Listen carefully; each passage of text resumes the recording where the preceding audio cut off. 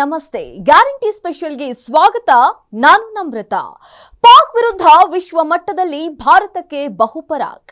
ಸಮರ್ಥನೆಗೆ ಸರ್ವಪಕ್ಷ. ಶಶಿ ತರೂರ್ಗೆ ನಾಯಕತ್ವ. 10 ದಿನ 5 ದೇಶ. ಉಗ್ರರ ಅಸಲಿ ಮುಖ ರಿವೀಲ್. ಲಾಡೆನ್ ಹತ್ಯೆ, ಆಪರೇಷನ್ ಸಿಂಧೂರ್ 2 ಒಂದೇನಾ? ಇದುವೇ ಹೊತ್ತಿನ ವಿಶೇಷ ಆಪರೇಷನ್ ಫಾರಿನ್.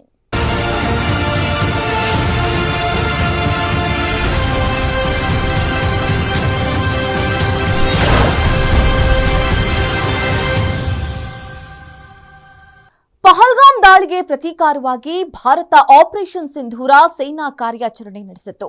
ಭಾರತದಲ್ಲಿ ದಾಳಿ ನಡೆಸಿ ಅಮಾಯಕರನ್ನ ಕೊಂದಿದ್ದವರಿಗೆ, ನೆರವಾಗಿದ್ದವರಿಗೆ ಭಾರತ ತಕ್ಕ ಪಾಠ ಕಲಿಸಿತ್ತು. ಇದಾದ ಬಳಿಕ ಜಗತ್ತಿನ ಹಲವು ದೇಶಗಳು ಭಾರತವೇ ಮೊದಲು ದಾಳಿ ನಡೆಸಿದೆ ಅನ್ನೋ ರೀತಿ ನಡೆದುಕೊಂಡಿದ್ವು. ಹೀಗಾಗಿ ವಿದೇಶಿಗಳ ತಪ್ಪು ಕಲ್ಪನೆ ನಿವಾರಿಸಲು ಭಾರತ ಮುಂದಾಗಿದ್ದು ಆಪರೇಷನ್ ಫಾರಿನ್ ಆರಂಭಿಸಿದೆ.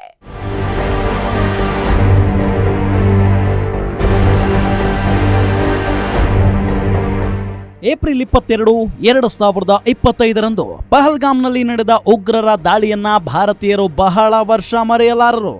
2008ರಲ್ಲಿ ಮುಂಬೈ ಮೇಲೆ ನಡೆದಿದ್ದ ಉಗ್ರರ ದಾಳಿಯನ್ನ ಮರೆಯಲು ಸಾಧ್ಯವಿಲ್ಲವೋ ಅದೇ ರೀತಿ ಈ ಘಟನೆಯನ್ನು ಸಹ ಮರೆಯೋಕೆ ಸಾಧ್ಯವೇ ಇಲ್ಲ. ಇದುವರೆಗೆ ನಡೆದಿದ್ದ ಉಗ್ರರ ದಾಳಿಗಳಲ್ಲಿ ಎಂದಿಗೂ ನಿನ್ನ ಧರ್ಮ ಯಾವುದು, ಜಾತಿ ಯಾವುದು, ಕುಲ ಯಾವುದು, ಪ್ರಾಂತ್ಯ ಯಾವುದು, ನಗರ ಯಾವುದು ಅಂತ ಎಂದಿಗೂ ಉಗ್ರರು ಕೇಳ್ತಾ ಇರಲಿಲ್ಲ.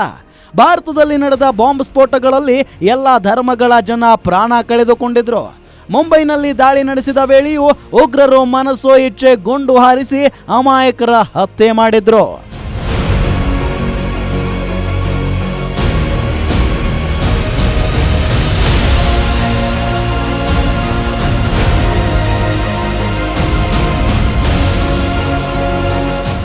ಇದೇ ಮೊಟ್ಟ ಮೊದಲ ಬಾರಿಗೆ ಧರ್ಮ ಯಾವುದು ಅಂತ ತಿಳಿದುಕೊಂಡು ಕಲ್ಮಾ ಪಠಿಸೋಕೆ ಬರುತ್ತಾ ಇಲ್ವಾ ಅನ್ನೋದನ್ನ ಪಕ್ಕಾ ಮಾಡಿಕೊಂಡು ಉಗ್ರರು ದಾಳಿ ನಡೆಸಿದ್ದಾರೆ.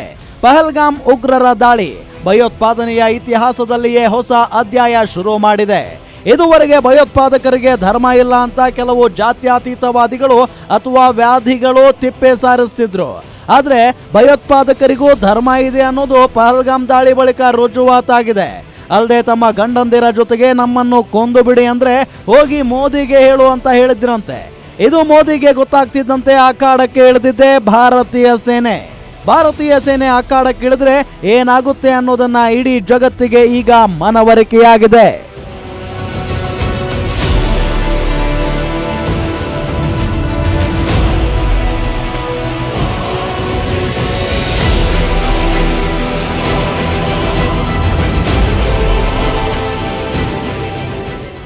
ಆವತ್ತು ತಲೆಮಾಸಿದ ಉಗ್ರರು ಮಾಡಿದ ಒಂದೇ ಒಂದು ತಪ್ಪು ಅಂತಂದ್ರೆ ಅದು ಮೋದಿಗೆ ಹೋಗಿ ಹೇಳುವಂದಿದ್ದು. ಆಪರೇಷನ್ ಸಿಂಧೂರದ ಮೂಲಕ ಉಗ್ರರಿಗೆ ಮಾತ್ರವಲ್ಲ, ಅವರಿಗೆ ನೆರವು ನೀಡ್ತಾ ಇದ್ದ ಪಾಕ್ ಸೇನೆಯ ಬೆನ್ನುಮೂಳೆ ಮುರಿಯಲಾಗಿದೆ. ಇದಾದ ಬಳಿಕ ಭಾರತ ಆಪರೇಷನ್ ಫಾರಿನ್ ಶುರು ಮಾಡಿದೆ. ಎಷ್ಟಕ್ಕೂ ಏನಿದು ಆಪರೇಷನ್ ಫಾರಿನ್, ಯಾರಿಗೆ ಯಾವ ಜವಾಬ್ದಾರಿ ನೀಡಲಾಗಿದೆ ಅಂತ ನೋಡೋಣ ಬನ್ನಿ. ವಿವಿಧ ಪಕ್ಷಗಳ ಸಂಸದರ ನೇತೃತ್ವದಲ್ಲಿ 7 ನಿಯೋಗಗಳ ರಚನೆ. ಶಶಿ ತರೂರ್, ಸುಪ್ರಿಯಾ ಸುಳೆ, ಕನಿಮೋಳಿಗೆ ಜವಾಬ್ದಾರಿ.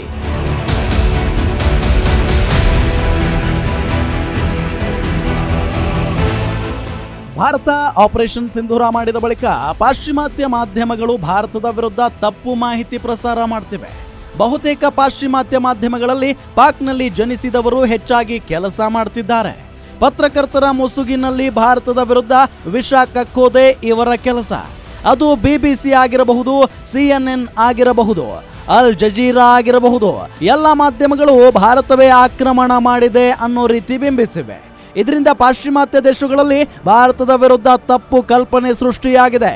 ಈ ತಪ್ಪು ಕಲ್ಪನೆಯನ್ನ ಹೋಗಲಾಡಿಸಲು ಭಾರತ ಆಪರೇಷನ್ ಡಿಪ್ಲೊಮಸಿ ಆರಂಭಿಸಿದೆ. ಏನಿದು ಆಪರೇಷನ್ ಡಿಪ್ಲೊಮಸಿ ಅಂತ, ಆಪರೇಷನ್ ಫಾರಿನ್ ಅನ್ನೋದನ್ನ ನೋಡೋದಾದ್ರೆ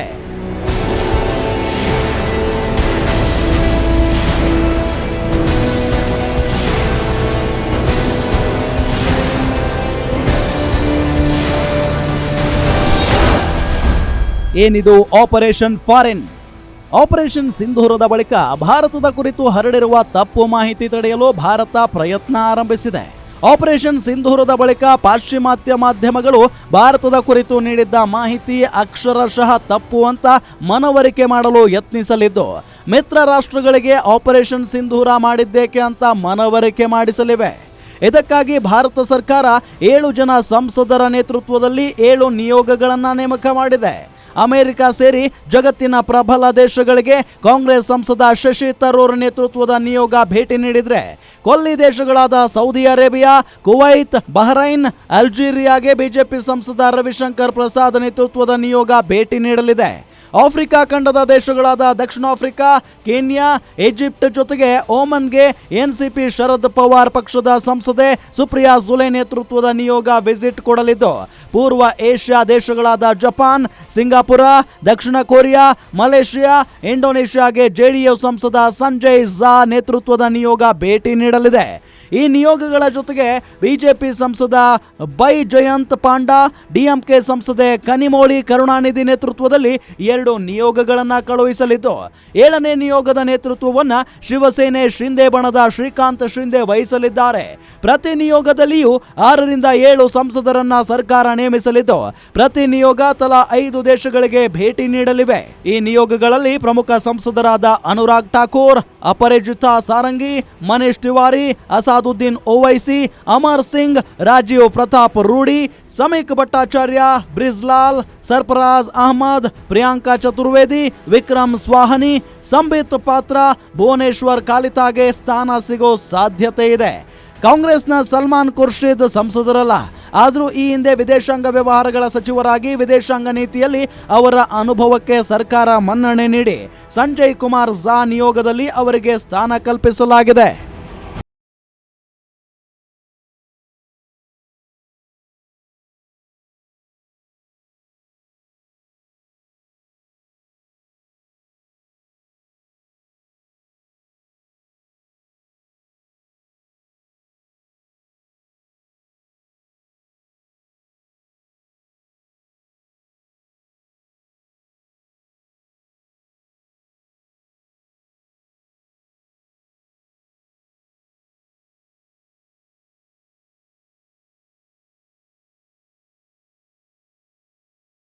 ಕಳುಹಿಸಿದ್ರು. ಜನಸಂಘದ ಮೇರು ನಾಯಕರಾಗಿದ್ದ ಅಟಲ್ ಬಿಹಾರಿ ವಾಜಪೇಯಿ ತಮ್ಮ ಮೊನಚಾದ ಮಾತುಗಾರಿಕೆಗೆ ಅಂದಿನ ಕಾಲಕ್ಕೆ ಭಾರೀ ಹೆಸರುವಾಸಿಯಾಗಿದ್ರು. ಅಟಲ್ ಬಿಹಾರಿ ವಾಜಪೇಯಿ ತಮಗೆ ರಾಜಕೀಯವಾಗಿ ಮಾತ್ರ ವಿರೋಧಿ, ದೇಶದ ವಿಚಾರ ಬಂದಾಗ ತಮ್ಮ ಜೊತೆಗೆ ನಿಲ್ತಾರೆ ಅನ್ನೋದು ಇಂದಿರಾಗೆ ಗೊತ್ತಿತ್ತು. ಹೀಗಾಗಿ ಅಟಲ್ ಬಿಹಾರಿ ವಾಜಪೇಯಿ ಮೇಲೆ ನಂಬಿಕೆ ಇಟ್ಟಿದ್ರು. ಈ ನಂಬಿಕೆಗೆ ಕಿಂಚಿತ್ತೂ ಚ್ಯುತಿ ಬಾರದಂತೆ ಅಟಲ್ ಬಿಹಾರಿ ವಾಜಪೇಯಿ ಭಾರತವನ್ನ ಸಮರ್ಥನೆ ಮಾಡಿಕೊಂಡಿದ್ರು.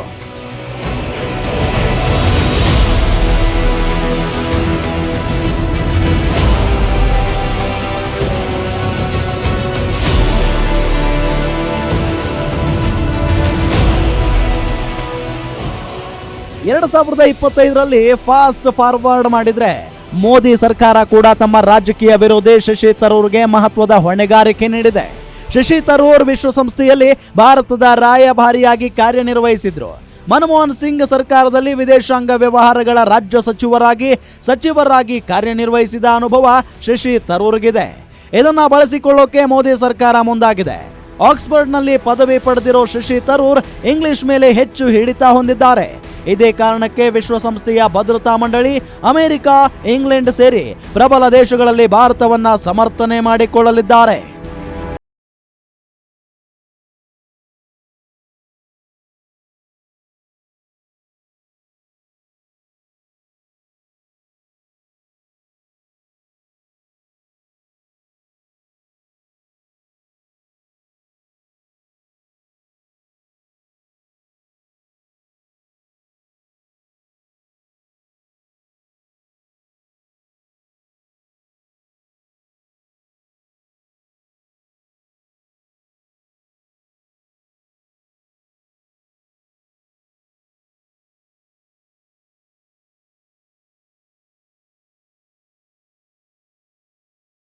ಕೂಡ ಸಮರ್ಥನೆಗೆ ನಿಲ್ತಾರೆ. ಆಪರೇಷನ್ ಸಿಂಧೂರ ಬಳಿಕ ಪಾಕಿಸ್ತಾನದ ಮುಸ್ಲಿಮರಿಗೂ ಭಾರತೀಯ ಮುಸ್ಲಿಮರಿಗೂ ಸಂಬಂಧವಿಲ್ಲ, ಧರ್ಮಕ್ಕಿಂತ ದೇಶ ಮೊದಲು ಅನ್ನೋ ಸಂದೇಶ ರವಾನಿಸಿದ್ರು. ಹೀಗಾಗಿಯೇ ಓವೈಸಿಗೆ ಸರ್ಕಾರ ಮಣೆ ಹಾಕಿದೆ.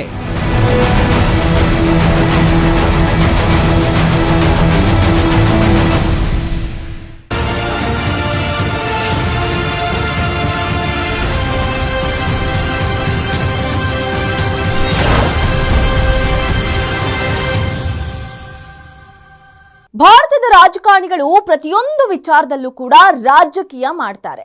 ದೇಶದ ಹಿತಾಸಕ್ತಿಗಿಂತ ರಾಜಕೀಯ ಹಿತವೇ ಅವರಿಗೆ ಮುಖ್ಯ. ಈಗ ಸರ್ವ ಪಕ್ಷಗಳ ನಿಯೋಗ ರಚನೆ ವಿಚಾರದಲ್ಲೂ ಕೂಡ ಬಿಜೆಪಿ ಕಾಂಗ್ರೆಸ್ ರಾಜಕೀಯ ಕಿತ್ತಾಟ ಮುಂದುವರೆಸಿದೆ. ದೇಶದ ವಿಚಾರದಲ್ಲಿ ರಾಜಕೀಯ ಮಾಡಲ್ಲ ಅಂದಿದ್ದ ಕಾಂಗ್ರೆಸ್ ಶಶಿ ತರೂರ್ ಹೆಸರನ್ನೇ ಕೈಬಿಟ್ಟಿದ್ದವರ ವಿರುದ್ಧ ಈಗ ರಾಜಕೀಯ ಸಮರ ಶುರುವಾಗಿದೆ.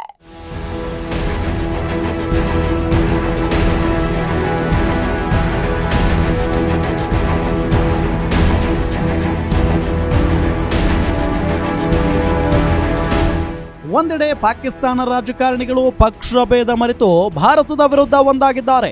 ಇನ್ನೊಂದೆಡೆ ಭಾರತದ ರಾಜಕಾರಣಿಗಳು ದೇಶದ ವಿಚಾರದಲ್ಲೂ ಕಚ್ಚಾಡ್ತಿದ್ದಾರೆ.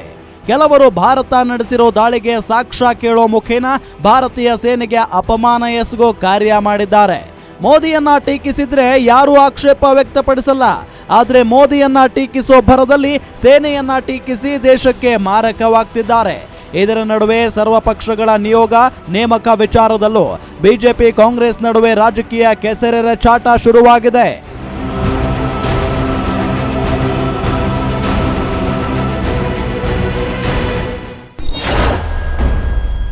ದೇಶದ ಹಿತಾಸಕ್ತಿ ಮರೆತು ಬಿಟ್ಟಿದ್ದ ಕಾಂಗ್ರೆಸ್ ಹೈಕಮಾಂಡ್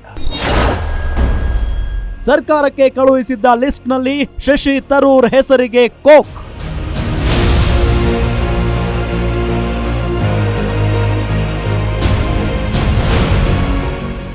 ವಿದೇಶಾಂಗ ವ್ಯವಹಾರಗಳ ವಿಚಾರದಲ್ಲಿ ಶಶಿ ತರೂರ್ಗೆ ಎಷ್ಟು ಅನುಭವ ಇದೆ ಅನ್ನೋದು ಇಡೀ ದೇಶಕ್ಕೆ ಗೊತ್ತು.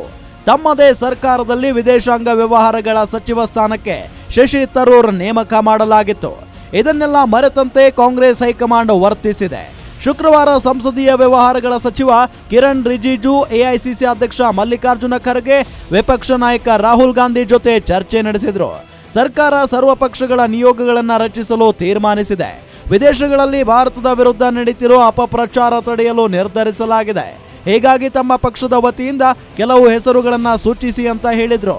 ಇದನ್ನ ಕಾಂಗ್ರೆಸ್ ವಕ್ತಾರ ಜೈರಾಮ್ ರಮೇಶ್ ಖಚಿತಪಡಿಸಿದ್ರು.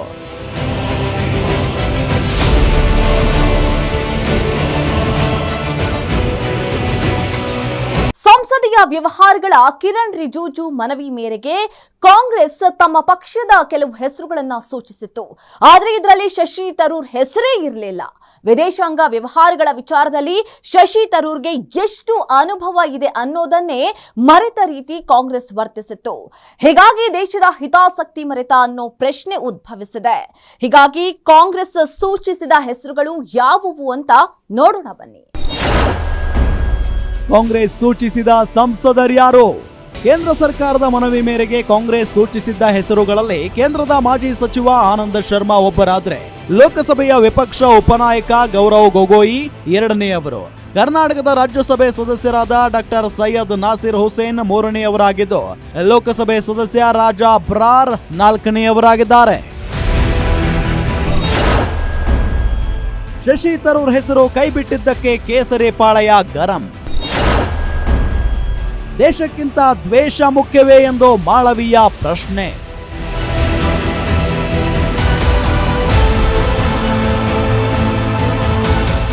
ಕೇಂದ್ರ ಸರ್ಕಾರದ ಮನವಿ ಮೇರೆಗೆ ಕಾಂಗ್ರೆಸ್ ನೀಡಿದ್ದ ಹೆಸರುಗಳಲ್ಲಿ ಶಶಿ ತರೂರ್ ಹೆಸರೇ ಇಲ್ಲ.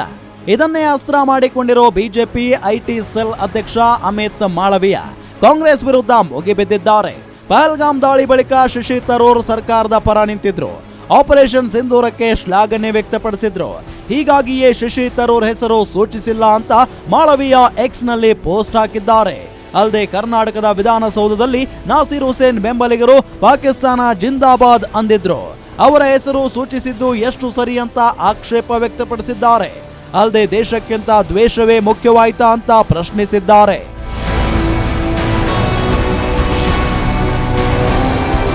ಇತ್ತೀಚೆಗಷ್ಟೇ ಪ್ರಧಾನಿ ನರೇಂದ್ರ ಮೋದಿ ಜೊತೆಗೆ ಶಶಿ ತರೂರ್ ವೇದಿಕೆ ಹಂಚಿಕೊಂಡಿದ್ರು.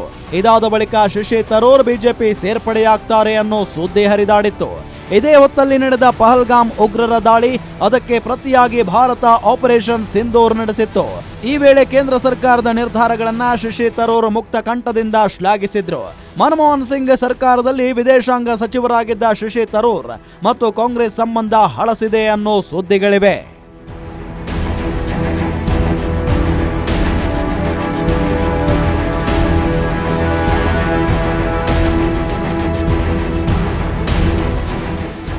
2014ರಲ್ಲಿ ಮೋದಿ ಅಧಿಕಾರ ವಹಿಸಿಕೊಂಡ ಬಳಿಕ ತೆಗೆದುಕೊಂಡ ಕೆಲ ನಿರ್ಧಾರಗಳನ್ನ ಶಶಿ ತರೂರ್ ಸ್ವಾಗತಿಸಿದ್ರು. ಈ ಕಾರಣಕ್ಕೆ ಅವರನ್ನ ವಕ್ತಾರರ ಸ್ಥಾನದಿಂದ ಕೆಳಗಿಳಿಸಲಾಗಿತ್ತು. 2020ರಲ್ಲಿ ಕಾಂಗ್ರೆಸ್ ಸಂಘಟನೆಯ ವಿಚಾರದಲ್ಲಿ ಭಾರಿ ಬದಲಾವಣೆಗಳನ್ನ ತರಲು ಆಗ್ರಹಿಸಿ 23 ಹಿರಿಯ ಕಾಂಗ್ರೆಸ್ ನಾಯಕರು ಪತ್ರ ಬರೆದಿದ್ರು. ಅವರಲ್ಲಿ ಶಶಿ ತರೂರ್ ಕೂಡ ಒಬ್ಬರಾಗಿದ್ರು. ಇನ್ನು 2022ರಲ್ಲಿ ನಡೆದ ಕಾಂಗ್ರೆಸ್ ಅಧ್ಯಕ್ಷೀಯ ಚುನಾವಣೆಗೆ ಸ್ಪರ್ಧಿಸಿದ್ದ ಶಶಿ ತರೂರ್ ಗಾಂಧಿ ಕುಟುಂಬವನ್ನ ಎದುರು ಹಾಕಿಕೊಂಡಿದ್ರು. ಹೀಗಿದ್ರೂ 1000ಕ್ಕೂ ಹೆಚ್ಚು ಪ್ರತಿನಿಧಿಗಳ ಬೆಂಬಲ ಗಳಿಸಿದ್ರು. ಅಂದಿನಿಂದಲೂ ಶಶಿ ತರೂರ್ ಮತ್ತು ಗಾಂಧಿ ಕುಟುಂಬದ ನಡುವೆ ಸಂಬಂಧ ಹಳಸಿದೆ. ಇದೇ ಕಾರಣಕ್ಕೆ ಶಶಿ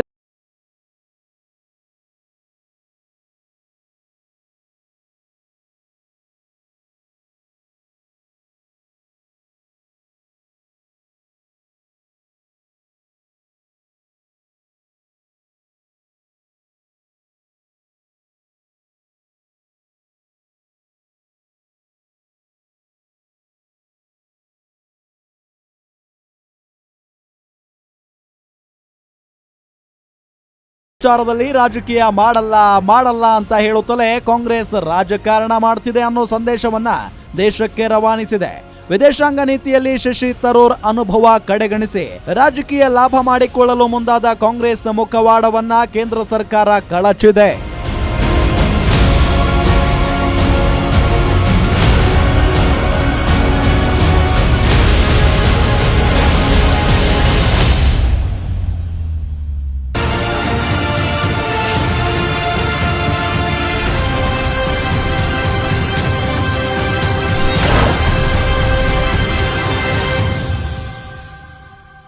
ಭಾರತ ನಡೆಸಿರೋ ಆಪರೇಷನ್ ಸಿಂಧೂರವನ್ನ ಉಪರಾಷ್ಟ್ರಪತಿ ಜಗದೀಪ್ ಧನ್ಕರ್ ಹೊಗಳಿದ್ದಾರೆ. ಆಪರೇಷನ್ ಸಿಂಧೂರ ಅಮೆರಿಕ ನಡೆಸಿದ ಒಸಾಮಾ ಬಿನ್ ಲಾಡೆನ್ ಹತ್ಯೆ ಎರಡೂ ಒಂದೇ ಅಂತ ಹೇಳಿದ್ದಾರೆ. ಭಾರತ ನುಗ್ಗಿ ಹೊಡೆಯುತ್ತೆ ಅನ್ನೋದು ಪಾಕಿಸ್ತಾನಕ್ಕೆ ಗೊತ್ತಾಗಿದೆ. ಇದಕ್ಕೆ ಕಾರಣ ಮೋದಿ ಸರ್ಕಾರ ಎಂದಿದ್ದಾರೆ. ಇದರ ನಡುವೆ 6 ಜನ ದೇಶ ದ್ರೋಹಿಗಳನ್ನ ಬಂಧಿಸಲಾಗಿದೆ. ಅದರ ಡೀಟೇಲ್ಸ್ ಇಲ್ಲಿದೆ ನೋಡಿ. ಆಪರೇಷನ್ ನೆಪ್ಚೂನ್ ಸ್ಪಿಯರ್, ಆಪರೇಷನ್ ಸಿಂಧೂರ ಒಂದೇ. ಅಂದು ಒಸಾಮಾ ಉಡೀಸ್, ಇಂದು ಉಗ್ರರ ನೆಲೆಗಳೇ ಉಡೀಸ್.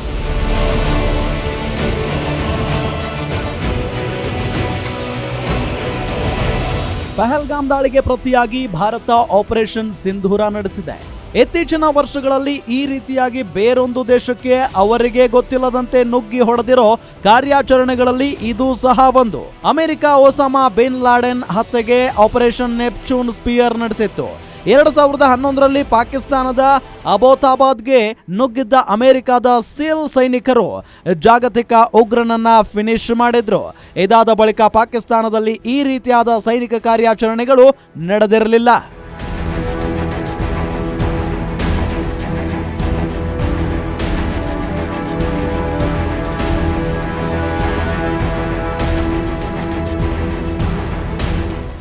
ಎರಡ್ 2016ರ ಉರಿ ದಾಳಿಗೆ ಪ್ರತಿಯಾಗಿ ಭಾರತ ಸರ್ಜಿಕಲ್ ಸ್ಟ್ರೈಕ್ ನಡೆಸಿತ್ತು.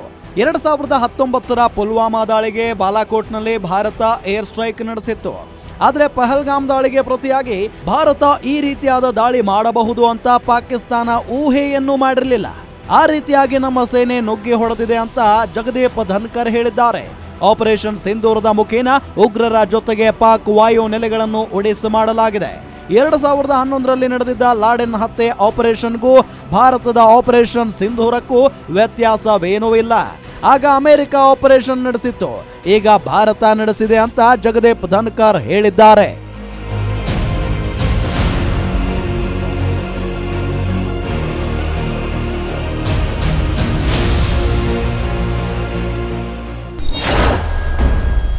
ಹರಿಯಾಣದಲ್ಲಿ ಯೂಟ್ಯೂಬರ್ ಜ್ಯೋತಿ ಮಲ್ಹೋತ್ರಾ ಅರೆಸ್ಟ್.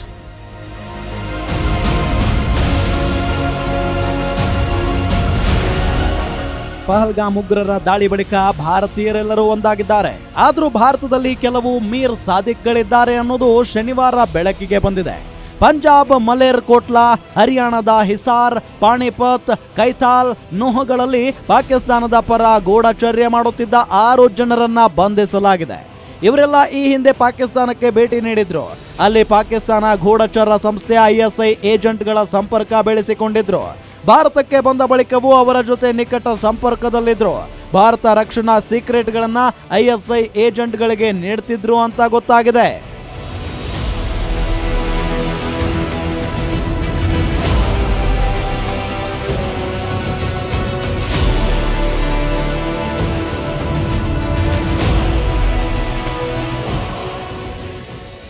ಈಗ ಬಂಧಿತರಾಗಿರೋ 6 ಜನರಲ್ಲಿ ಒಬ್ಬ ಯೂಟ್ಯೂಬರ್ ಕೂಡ ಇದ್ದಾಳೆ.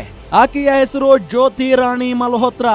ಮೂಲತಃ ಹರಿಯಾಣದ ಹಿಸಾರ್ಗೆ ಸೇರಿದ ಜ್ಯೋತಿ 2023ರಲ್ಲಿ ಪಾಕಿಸ್ತಾನಕ್ಕೆ ಪ್ರವಾಸ ಹೋಗಿದ್ಲು.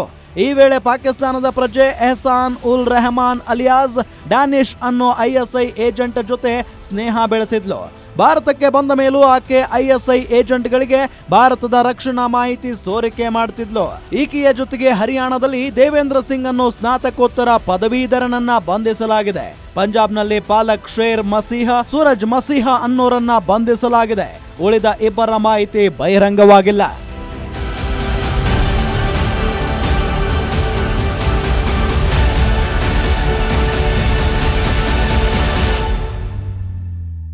ಆಪರೇಷನ್ ಸಿಂಧೂರ ಉಗ್ರರ ವಿರುದ್ಧದ ಭಾರತದ ಹೋರಾಟದಲ್ಲಿ ಮಹತ್ವದ ಮೈಲಿಗಲ್ಲಾಗಿದೆ. ಹೊಸ ಇತಿಹಾಸವನ್ನೇ ಸೃಷ್ಟಿ ಮಾಡಿದೆ. ಇದರ ನಡುವೆ ಬಿಜೆಪಿ ಕಾಂಗ್ರೆಸ್ ನಡುವೆ ಚಿಲ್ಲರೆ ರಾಜಕಾರಣ ನಡೀತಿದೆ. ಉಗ್ರರ ವಿರುದ್ಧ ಇಡೀ ದೇಶವೇ ಒಂದಾಗಿದ್ರೂ ಉಂಡ ಮನೆಗೆ ದ್ರೋಹ ಬಗೆಯೋ ಕ್ರಿಮಿಗಳು ಇನ್ನೂ ಇದ್ದಾರೆ ಅನ್ನೋದು ಪದೇ ಪದೇ ಪ್ರೂವ್ ಆಗ್ತಿರೋದು ಮಾತ್ರ ದೊಡ್ಡ ದುರಂತವೇ ಸರಿ. ಇದಾಗಿತ್ತು ಈ ಹೊತ್ತಿನ ವಿಶೇಷ. ನೋಡ್ತಾ ಇರಿ ಗ್ಯಾರಂಟಿ ನ್ಯೂಸ್, ಸುದ್ದಿ ಖಚಿತ, ನ್ಯಾಯ ನಿಶ್ಚಿತ.